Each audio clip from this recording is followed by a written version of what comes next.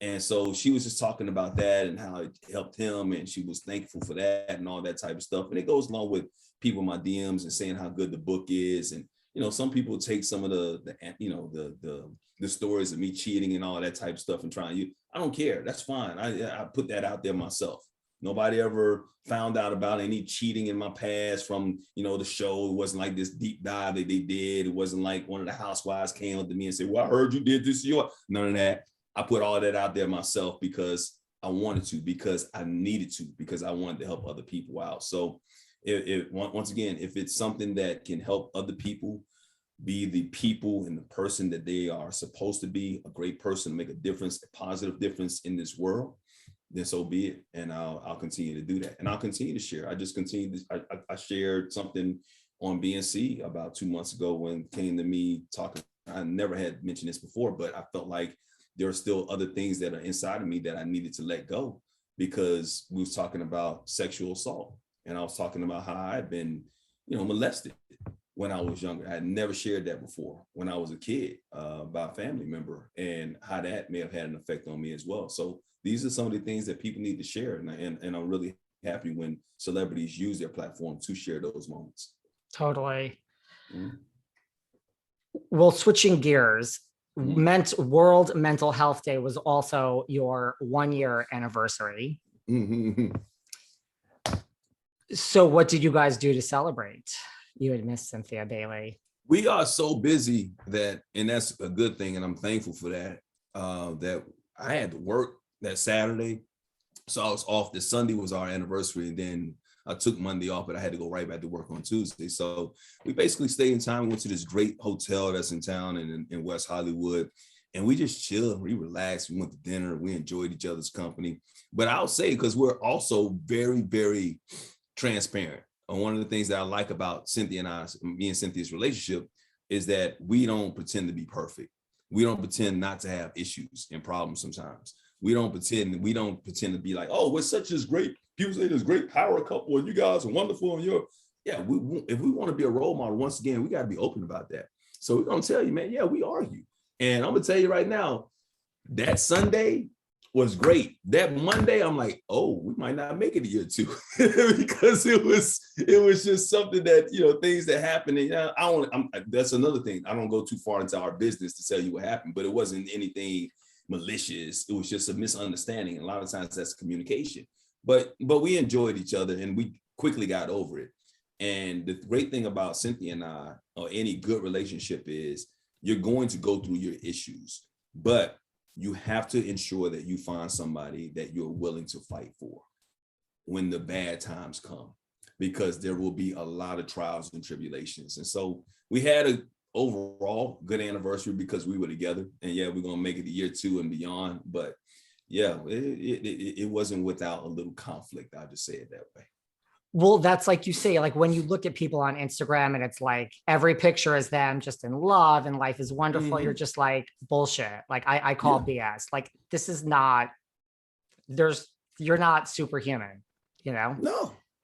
And I think that's important, because we put out these images and, you're hearing about some of the scrutiny that Facebook and Instagram are getting right now, because, the images that they're putting out there, it's leading to depression in a lot of people. And people look at these images and they say, oh, they live such a perfect life. And they look at their own lives and they feel like, well, I got all these flaws. How come I don't look like that when I first wake up in the morning? Wow. Because filters, photos, all that. And I'm not saying that there aren't good times. There are mainly our lives, 90% are good times. But I think it's important to also point out some of the bad times. You don't have to go deep into it. Like I just said, I had an argument with my wife the day after our anniversary. I don't have to tell you what the argument was about, but I need to let people know that we don't live a perfect life and we don't live in a utopia. We have to share that with other people, especially people who have platforms, especially people who are so-called celebrities or whatever, people that other people who, look up to us can look and say, well, wow, if they're going through it, man, I'm not alone. People feel alone in society. And like, look, as a gay man, years ago, there are a lot of people that you felt alone. You see the transgender world right now. There are a lot of people in the transgender world that feel alone because they don't think that anybody else is feeling their pain, because they don't have too many people to talk to, because there are other people that still hide it. There are still a lot of gay people who still hide it. There are a lot of people in my community, when it comes to mental health, we hide our issues. So you can't look at your buddy and say, man, I want to talk to you about this, but you wouldn't understand. When your buddy could be going through something just as bad or worse, but because you've been told to suppress that and keep that in, you don't speak on it. So you feel alone. You feel like you got to deal with it alone. You don't feel like anybody's going to be able to understand it.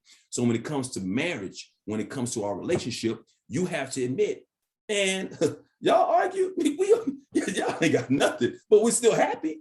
We're still dealing with each other. We still love each other because that's my boo. I'm her boo. We're willing to fight for it. We made this commitment. We put this ring on our finger. It's 360. It's it can't be broken. It's a circle that continues to evolve. And that's what we're going to continue to do until we one day decide we're not happy anymore. And we're going to put it on the table if that ever happens. But pray that it never happens. But we're going to continue to fight for it. So put those images out there as well as all those great images, because people need to see those too. Yeah, totally.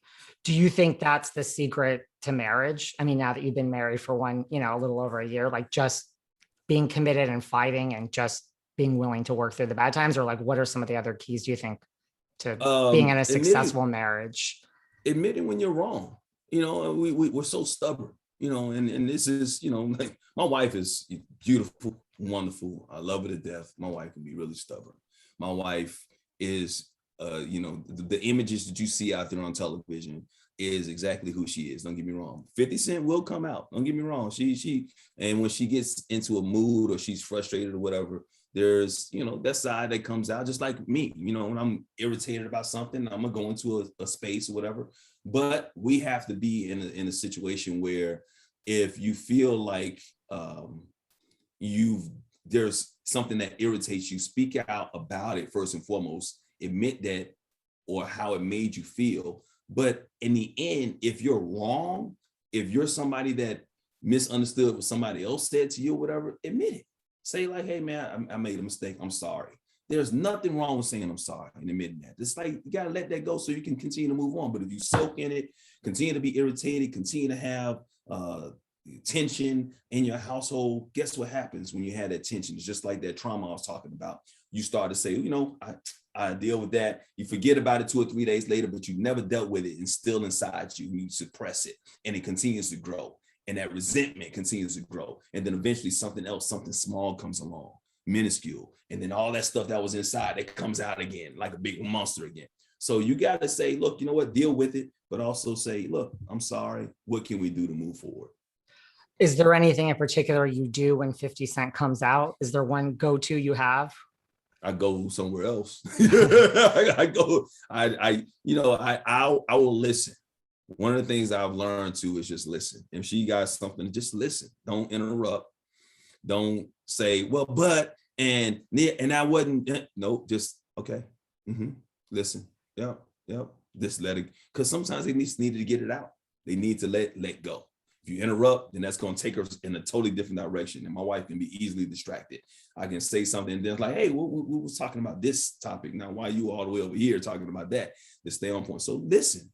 So what I'll do is I'll listen. But if it gets to the point where I feel like there's nothing that can be resolved, then I'm just going to remove myself for the situation. But she hated, but she's learned that is me. So I don't say the wrong thing.